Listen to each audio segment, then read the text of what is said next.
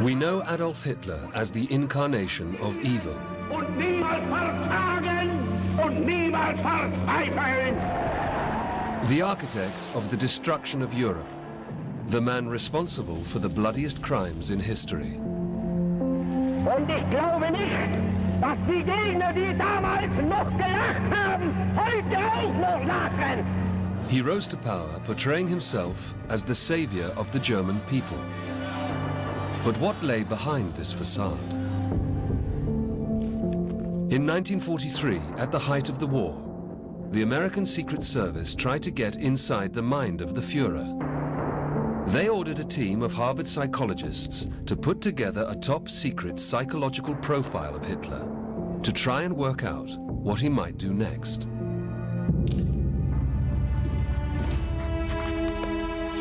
We want to know as much as possible about the things that make him tick. You're asking for something that's never been done before, Bill. Under enormous pressure, they poured through documents. We all know this isn't going to be easy. Tracked down people who knew the Führer. His long, sallow face was contorted, and tears flowed from his eyes. And argued about what it all meant. But you can't say that. All right, all right. They recorded every word of this investigation in detail. As you got older, infantile sexual feelings were probably quite prominent in this relationship. And what they discovered was shocking. She said she'd be glad to sleep with him if that was all he wanted. A disturbing cocktail of abuse, obsession, and sexual perversion. And on this basis, the American psychologists made a series of amazingly accurate predictions about Hitler's future conduct. 2 years before the end of the war. Did that mean they had succeeded in getting inside the mind of Adolf Hitler?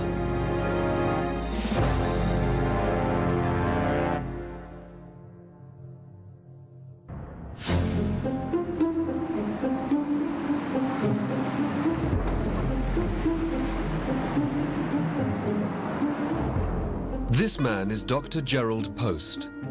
He is an internationally renowned expert in the discipline of political profiling. He has analyzed more political leaders than anyone else in the world. He worked for the CIA in the 70s, setting up their first publicly acknowledged profiling unit. This is it. Yeah. Fantastic. And the psychological profile of Adolf Hitler is where it all started. Well, in many ways, it's like the holy grail for my field. This was really the very first disciplined study of a political leader at a distance using a psychoanalytic framework, and in many ways was really the inspiration for the unit I came to found at the Central Intelligence Agency. This is the first time that Dr. Post has had the original report in his hands, and he's never seen the more than 1,000 pages of the profile's background research. This isn't just an opportunity for Post to revisit the past. It's also a chance to see if the analysis of Hitler's troubled mind stands up to modern scrutiny.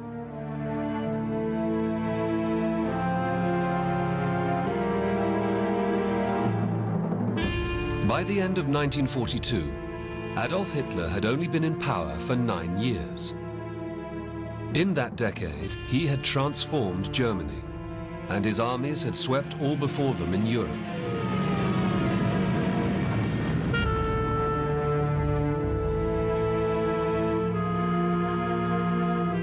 He seemed invincible.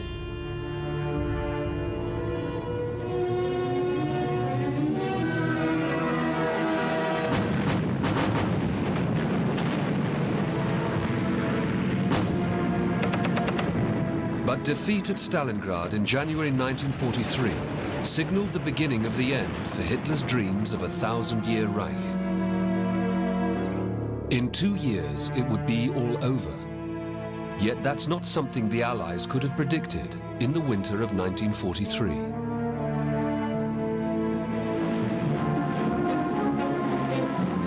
I think the temptation has always been there to look back at the war from 1945 backwards, and so 1942-43 seems to be the point at which the Allies took the initiative and gradually squeezed the Axis until they had won. But if you stand in 1943, beginning of 1943, things look very different, very uncertain. The German army is deep in Russia. Allied shipping is under severe submarine threat. In 1943, it was by no means certain that the war would be finished in 2 years. By no means certain the Allies would win. The Allies also feared that Hitler was on the verge of taking the war to another level.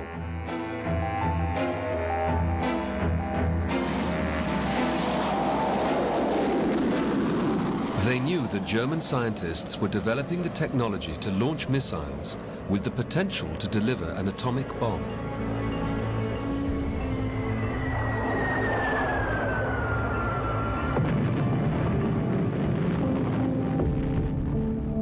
For the Allies, it's clearly very important to understand what makes Hitler tick, because this might be the man who finally says yes to biological weapons, or weapons of mass destruction, as we call them now.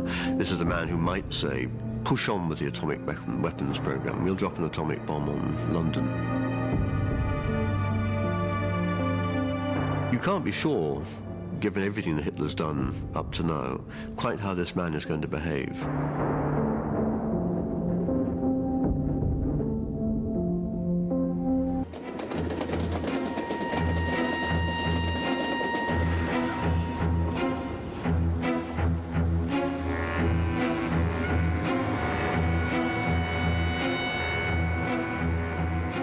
In the early spring of 1943, working out what Hitler would do next was a top priority for the American Secret Service.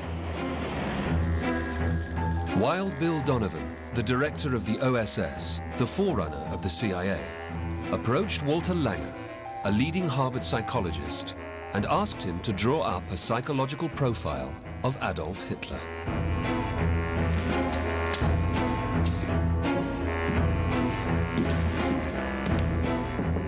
Lange recorded the details of that fateful conversation. Relationship to the German people. We need something more reliable than what we get from the German propaganda machine and stuff our foreign correspondents feed us. What we need is a realistic appraisal of the German situation.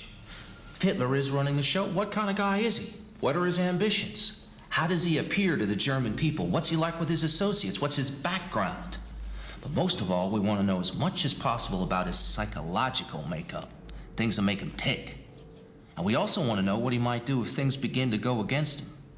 Now, do you think you could come up with something along these lines? You're asking for something that's never been done before, Bill. That doesn't mean to say it can't be done, and you're just the man to do it. Well, that's very flattering, Bill, but I don't know how valuable it'll be. Why? Well, we'd have to get most of our information from the literature. And while that's extensive, for the most part, it's unreliable. Furthermore, psychological and psychoanalytical techniques aren't designed for this sort of thing. Now, if anybody can make this work, it's you, Walter. Just give it a try and see what you come up with. Hire what help you need and get it done as soon as possible. And another thing, keep it brief. And make it readable to the layman. Wird heute Deutschland in stolzer Freude seine Söhne in euch agieren sehen.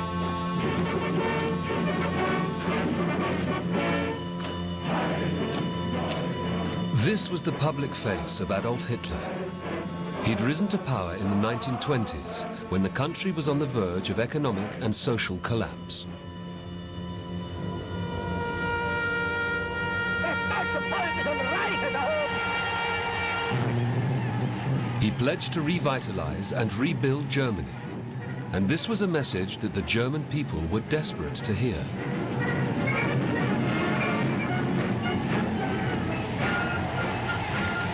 For Hitler, there was a very real, almost lock and key fit between his own psychological needs and the needs of the damaged German populace.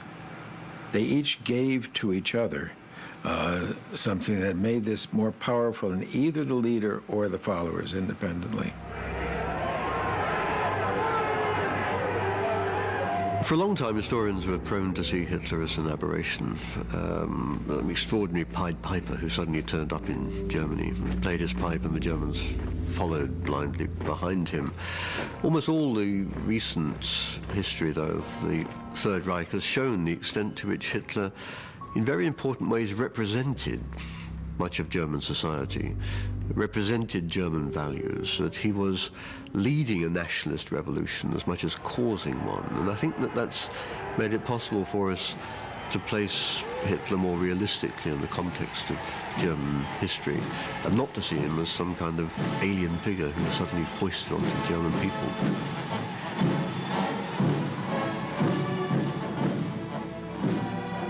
By the mid-1930s, Hitler had established his dictatorship, systematically dismantling German democratic institutions.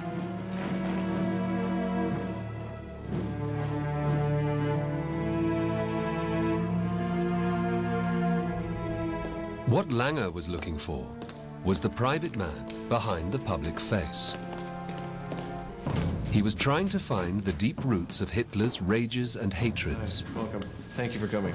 Thanks. Good to see you. Good to see you again. Under enormous time pressures, he needed help. He put together a small team of psychologists and researchers. We all know this isn't going to be easy. All we're going to get is a mass of raw material. It's been gathered from innumerable sources. None of it's going to be firsthand, and none of it's going to be obtained under the controlled conditions of personal psychoanalysis. We can't put Hitler on the couch. Furthermore, it's almost a foregone conclusion that a lot of the information we're going to dig up is going to prove to be untrustworthy and irrelevant. It's a challenge. But we've got no alternative. Now, tell me about your mother. All of this research was analyzed through the lens of Freudianism. The business of psychology has boomed in the second half of the 20th century, spawning a panoply of different analytical approaches. But in America, in 1943, one particular version of Freudianism dominated, a version which placed heavy emphasis on childhood experiences. It seemed like Mom spent most of her time helping Dad with his business. I guess she didn't have much time left over for me, even when I was sick. For Freud, the personality was constructed in childhood. This, for him, was the crucible where all humans were made. The problem for Lange and his team was that Hitler had been very careful to virtually obliterate his past. They'd very little to go on. What they did know was that Hitler had 3 brothers who all died young, and 2 sisters. They were also aware that his father was a drunken brute who beat the young Adolf regularly. And, for Lange, that would almost certainly have a significant effect on Hitler's psyche.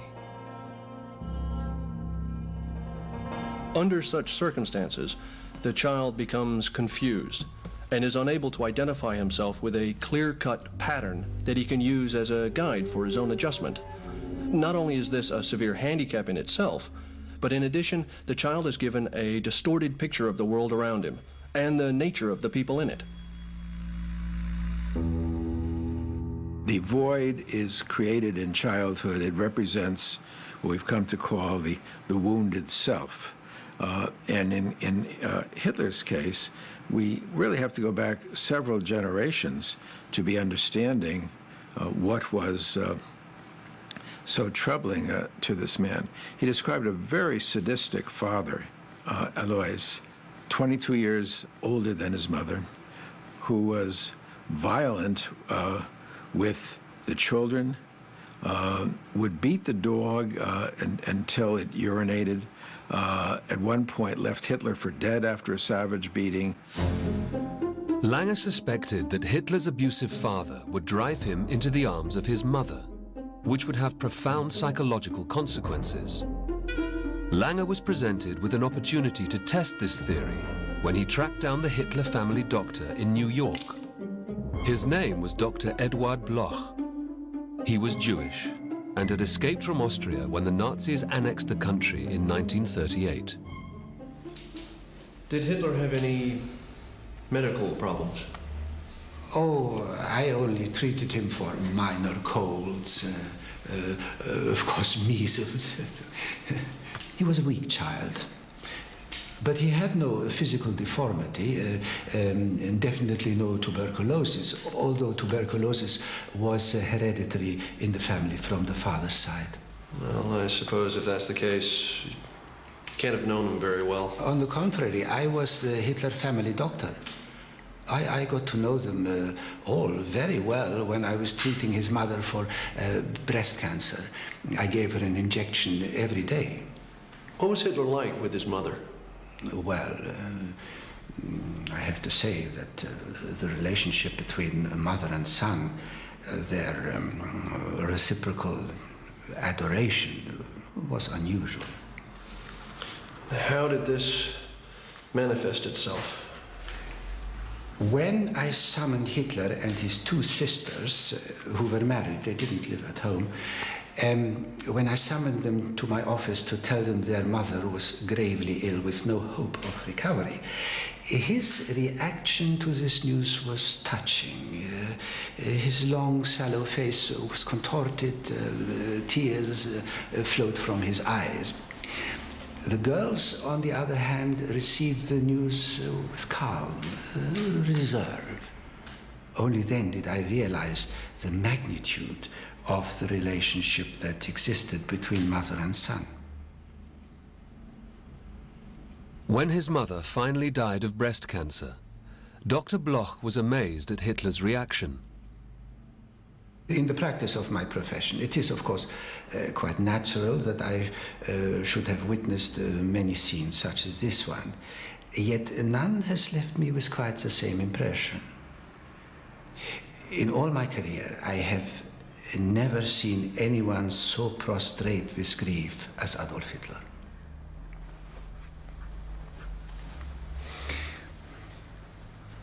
His mother would turn in her grave if she knew what he turned out to be. For Hitler, his mother's grave became something of a shrine. There's evidence in one of the many home movies shot by Hitler's lover, Eva Braun. This one shows Hitler, Eva, and some friends on a trip to Leonding, where the Führer grew up, and the site of his mother's grave.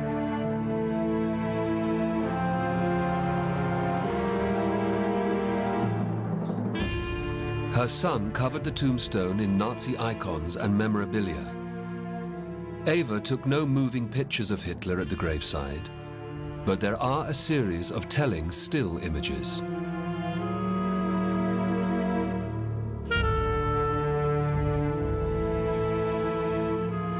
Every scrap of evidence indicates there was an extremely strong attachment between Hitler and his mother. This was due in part to the fact that she had lost 2 or possibly 3 children before Adolf was born. And since he, too, was frail as a child, it's natural that she'd do everything in her power to guard against the recurrence of her earlier tragedy. And the result was that she catered to his whims, even to the point of spoiling him, and that she was overprotective in her attitude toward him.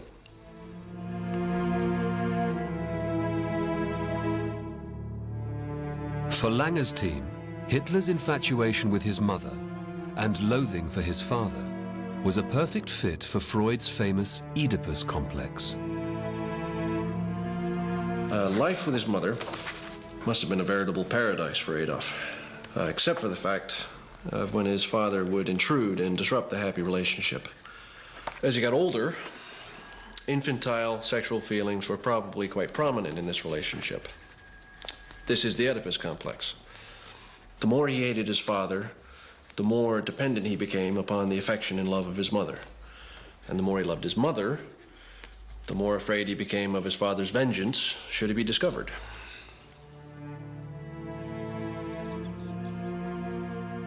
Every little boy, as he is desperately wanting the total love of his mother, comes to see his father as a rival. This, however, can be particularly powerful if you have had an overly attentive mother, as Hitler did, and an abusive father, as Hitler did. But with that abuse of authority, there is on the one hand the wish to get rid of him, but on the other hand, the fear of his power, which is represented in the so-called castration complex.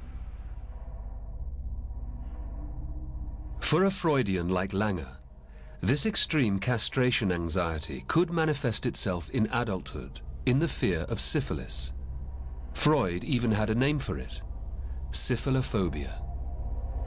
Throughout Mein Kampf, he comes back to the topic of syphilis again and again, and spends almost an entire chapter describing its horrors. In almost all cases, we find that a fear of this sort is rooted in a fear of genital injury during childhood.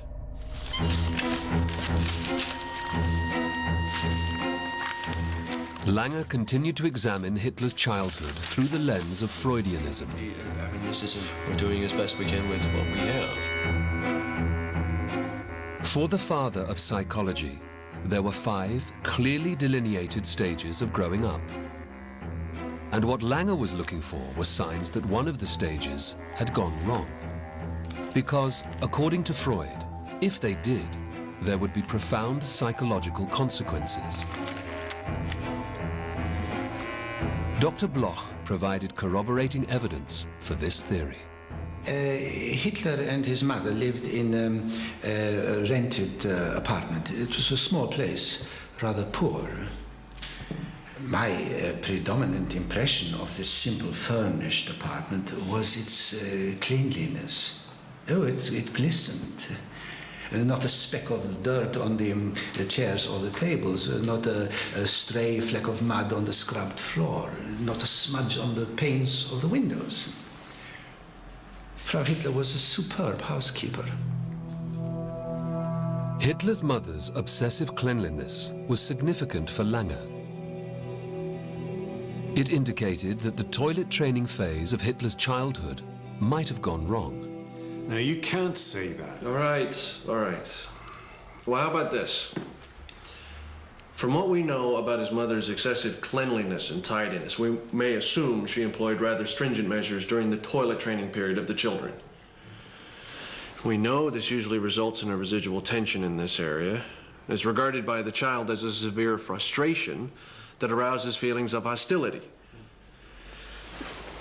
Now, this facilitates an alliance with his infantile aggression that finds an avenue for expression through anal activities and fantasies.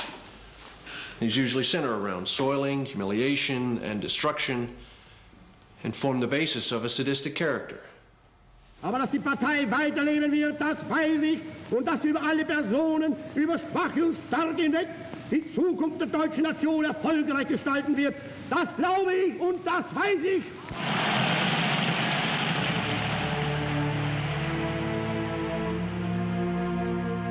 Lange felt that he had a potential fit for Freud's Oedipus complex and extreme difficulties with the toilet training stage of childhood.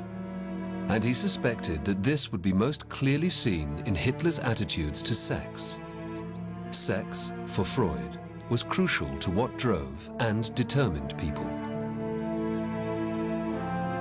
And in Freudian analysis, an anally retentive personality might well appear apparently disinterested in sex or asexual.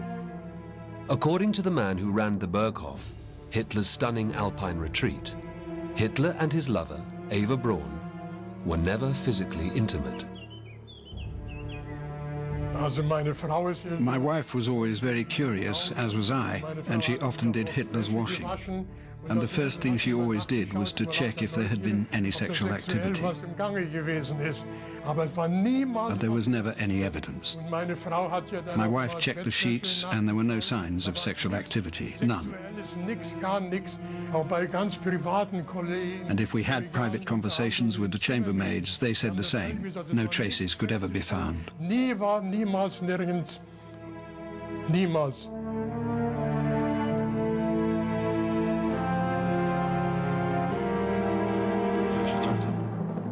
Lange didn't know this at the time, but he did know that Hitler was awkward around women and appeared to be asexual. This reinforced his belief that the Führer had something to hide.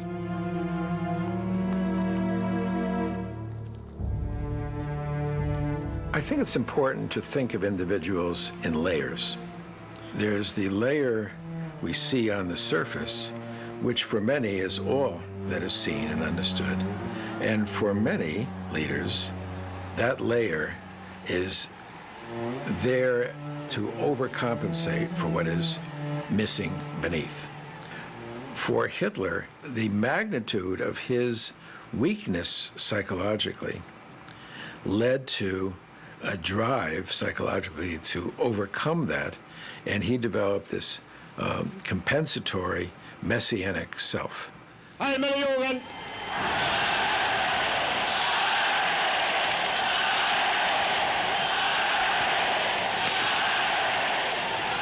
again, that's a surface picture on top of this empty self beneath, this wounded self from that rather cruel childhood. But Lange didn't believe that Hitler could keep this weak, empty side of his personality permanently hidden. Following his version of Freud, he knew where to look. He suspected that it would express itself sexually.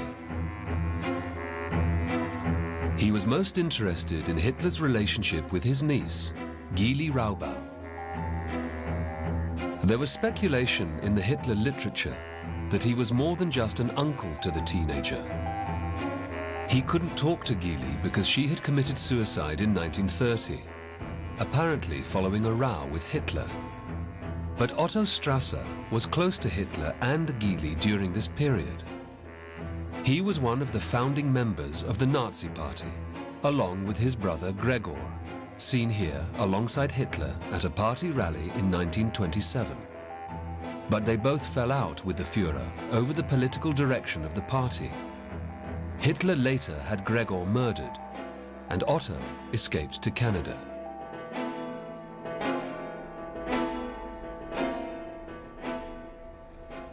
You knew Gyli Raubal? Yes, I knew her very well. I took her out a few times. And how did her uncle Adolf react? He got very jealous when he found out. He finally forbade me from having any further contact with Gyli. Did you see her again? Yes. One morning, she appeared at my apartment in Munich, very upset. I let her in and tried to quieten her down. But all I could get out of her was that she didn't know what to do with her uncle. What did she mean? Well, she said that Hitler was very generous with her in some respects, and very harsh with her in others. And he frequently locked her up for long periods of time because she refused to do what he told her. And what did you say? I said to her, why don't you just sleep with him? What difference does it make if he's your uncle? What did she say? She said she'd be glad to sleep with him if that was all he wanted. But that she couldn't go through another performance again. I asked her what she meant. But she wouldn't tell me. I kept on asking, and finally she gave in. What was the nature of this performance? Well, she said that Hitler made her undress while he lay on the floor. Then she would have to squat down over his face while he examined her at close range. And this made him very excited. When his excitement reached its peak, he demanded that she urinate on him. And that gave him his sexual pleasure. Gyli said that she found the whole performance extremely disgusting. And although it was sexually stimulating for Hitler, it gave her no gratification whatsoever.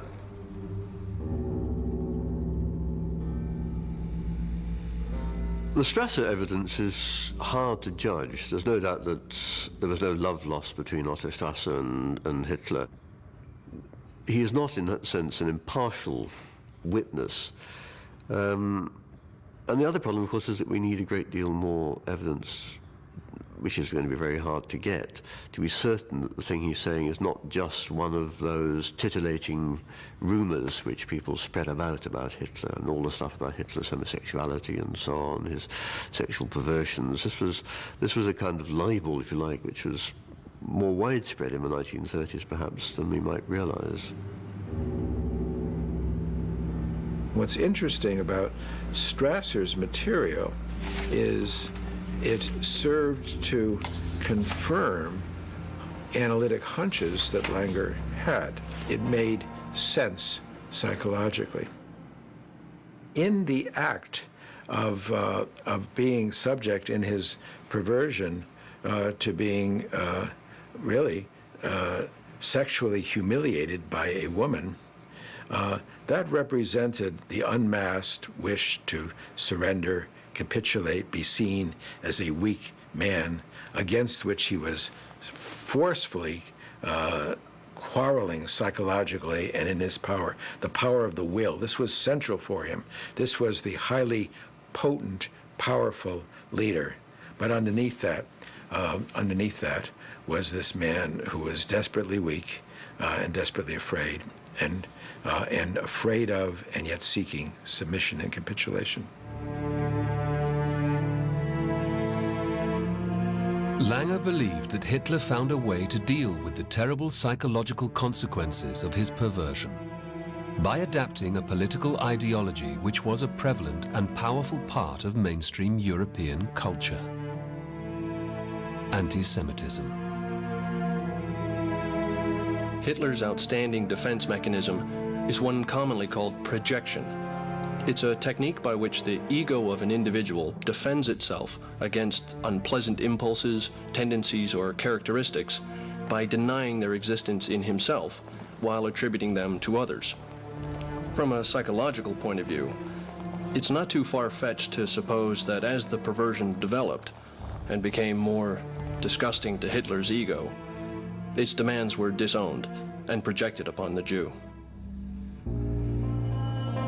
At this time in 1943, Langer had no idea that Hitler's anti-Semitism would create the horrors of the Holocaust.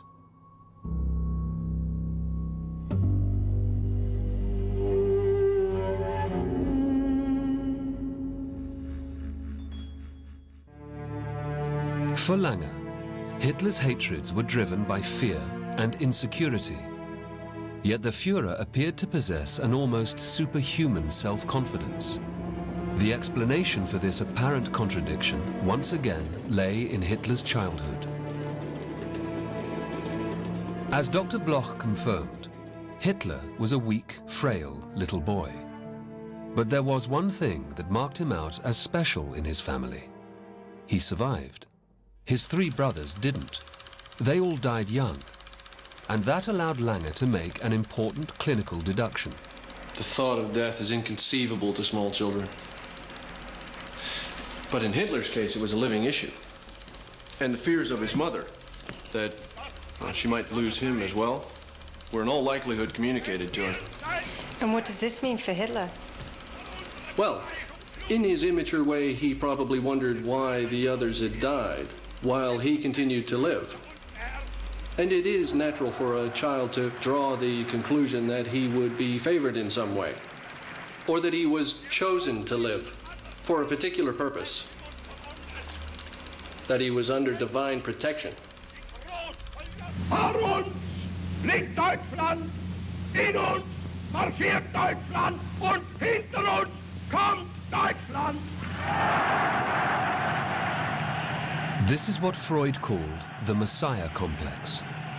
There's no question that Hitler believed he had Christ-like qualities. It's really very important to understand Hitler, the Messiah, Hitler, the Savior. Indeed, he relished when people say, Heil Hitler, the Savior of the German people. And he identified, in fact, with Christ, but not Christ, the nurturing, loving Christ that we know of, Christ the fighter who had to fight against the Jews to keep from being destroyed.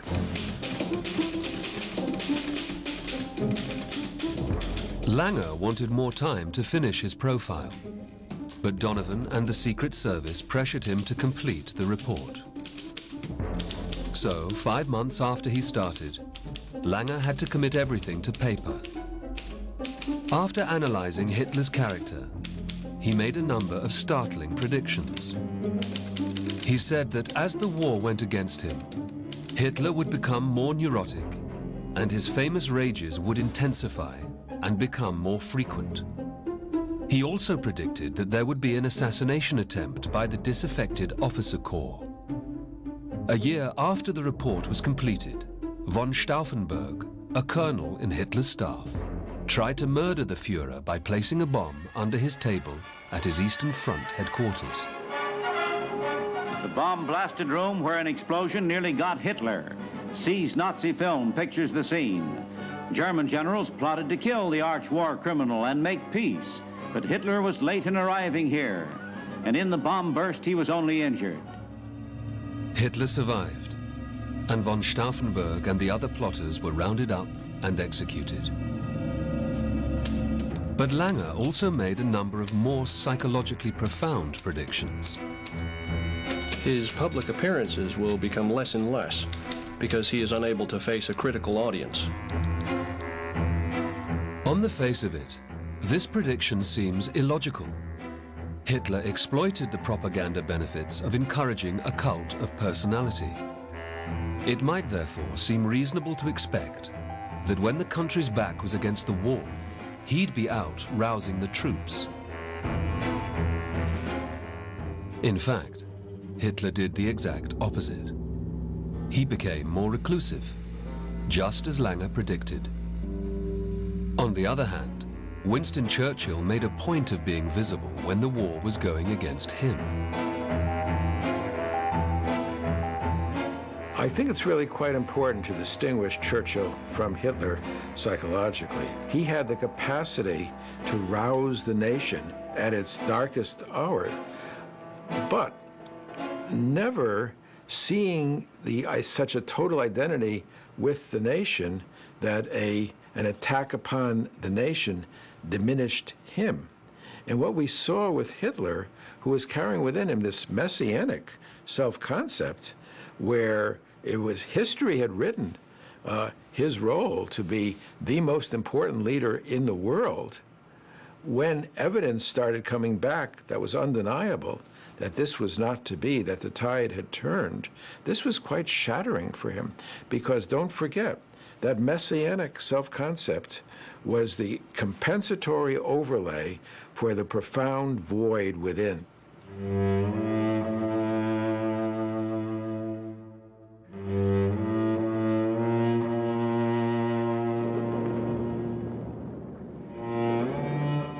Langer was convinced that the conflict would culminate with the complete destruction of Germany. There would be no surrender, no peace negotiations.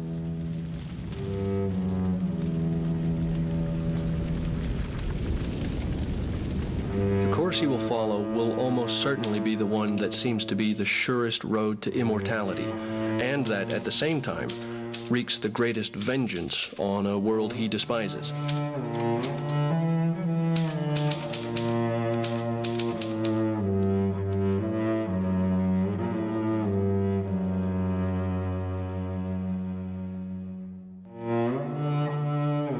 In the final months of the conflict, Hitler made it known that total destruction was the Allies' only option if he was to be defeated.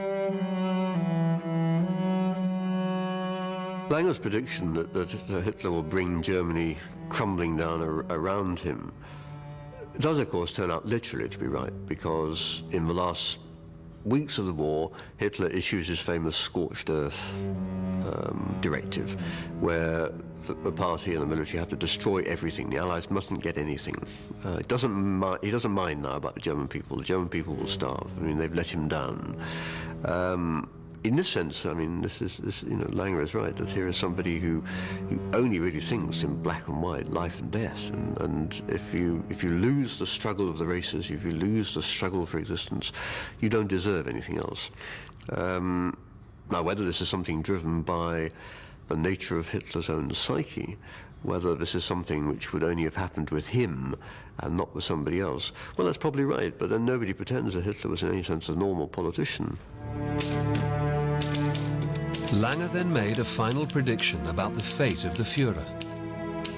From what we know of his psychology, the most likely possibility is that he will commit suicide. It's probably true that he has an inordinate fear of death, but being a psychopath, he could undoubtedly screw himself up into the Superman character and perform the deed. Remarkably, Lange made this prediction 2 years before the war ended.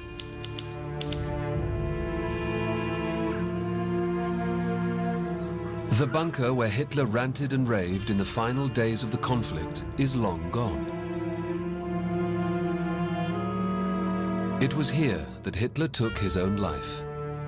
With the Russians swarming all over Berlin, he sat with Eva Braun, who he'd finally married the day before. As he bit down on a cyanide pill, he simultaneously shot himself through the head. His body was carried out into the bombed-out garden, doused in petrol, burned, and then buried.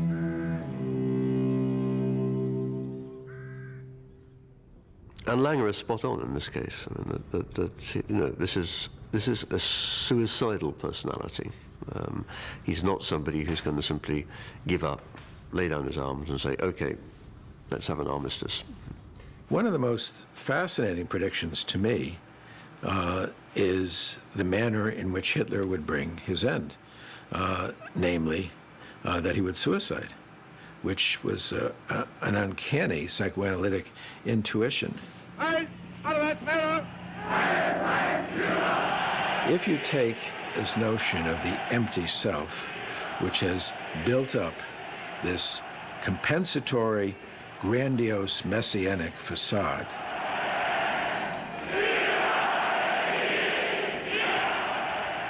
what happens when that facade is shattered? It's totally intolerable. And this is really, I believe, what Lange was conjecturing, that if his dream of total glory, of total power, were to fail, and that facade of grandiosity was to shatter, underneath this, that empty self would emerge, and that was intolerable for Hitler, and he had to kill himself rather than be confronted by this total shame and total humiliation. The fate of this top-secret document is shrouded in mystery. We do know that it reached the highest levels in the British Foreign Office. But there, the trail runs cold. Lange was absolutely certain of the value of this profile and the profiling of political leaders in general. In fact, he went so far as to claim that things might have been completely different if the Allied leaders had the report before Neville Chamberlain tried to appease Hitler when they signed the Munich Peace Treaty in 1938. I would like to believe that if such a study of Hitler had been made years earlier, under less tension and with more opportunity to gather first-hand information, there might not have been a Munich. Munich gave Hitler a chunk of Czechoslovakia in return for peace. But Chamberlain completely underestimated Hitler's appetite for German expansion. We regard the agreement signed last night as symbolic of the desire of our two peoples never to go to war with one another again. Historians are far more cautious about the value of this profile and the whole discipline of psychobiography. There are so many other factors that had to be brought into this. There are so many other political, diplomatic, military and strategic calculations. So much of this is entirely unpredictable. The war in 1939, for example, Hitler thought he was just going to be fighting the Poles. All along he thought he wasn't going to fight Britain and France. And suddenly at the last minute the crisis becomes a crisis of European war, not just a crisis of war between Germany and Poland. So even understanding better what makes Hitler tick would be very difficult, I think, for either the people around Hitler to act differently, or indeed for the British or the French or the Poles perhaps to have acted differently as well. Dr. Gerald Post has no doubts about the value of psychological profiling. And my strong belief from the very early days in founding the Center for the Analysis of Personality and Political Behavior is our leadership needs nuanced political personality profiles of every important world leader, but particularly those leaders who really threaten us.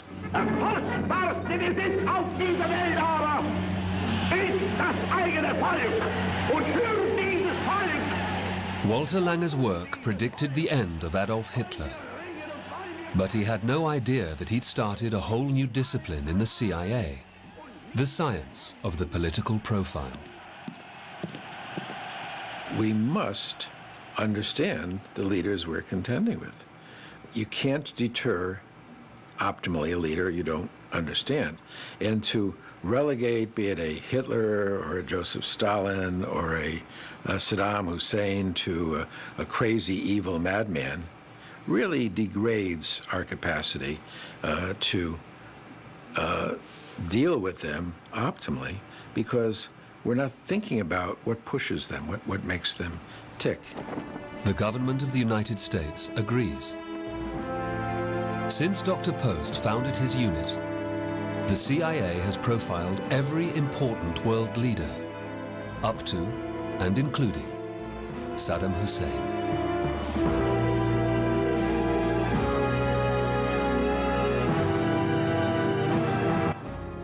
Be sure to be watching this time next week for our exclusive coverage of the IAAF World Athletics Championships live from Osaka, Japan, and support our Australian team in bringing home the gold.